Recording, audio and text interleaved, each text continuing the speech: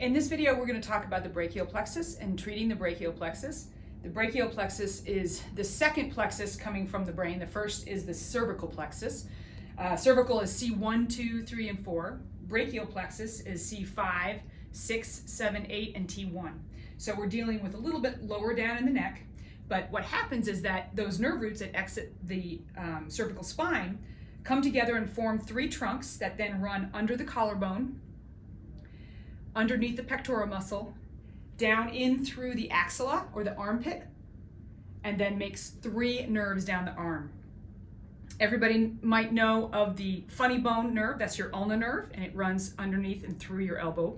You have a median nerve, which runs down through the middle part of your elbow, down to your wrist and into the inside of your palm and innervates your three fingers. This is where people can get carpal tunnel. It's that nerve that's being compressed.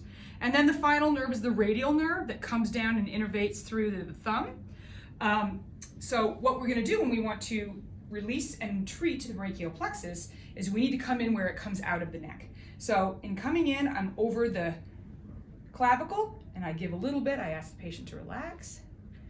I need to create some gap underneath the clavicle so that I can get my fingers right in on that brachial plexus. I listen. Sometimes I like my fingers to come in to the neck where that brachial plexus starts.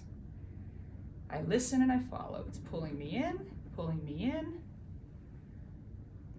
underneath that collarbone to her first rib. First rib and the collarbone, the clavicle, are very common sites for compression of the brachial plexus. It can cause syndromes like thoracic outlet syndrome, radiculopathy down the arm. In this case, she's got a little bit of restriction between the first rib and the clavicle.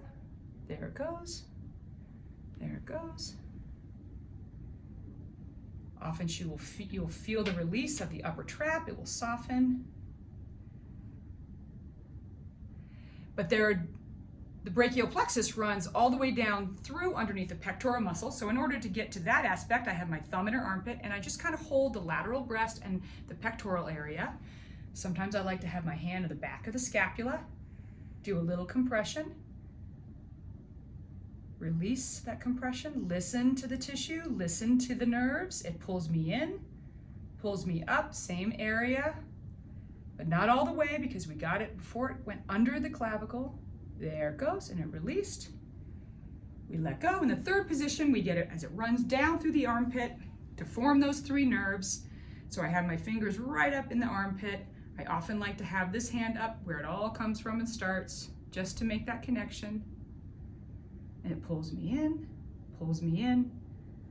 She might feel that pull, and then she might feel it as it releases. Here it comes, and it's releasing. She might feel that opening down through the arm, warmth, tingles down to her fingers. And there we go. That's the release of the brachial plexus.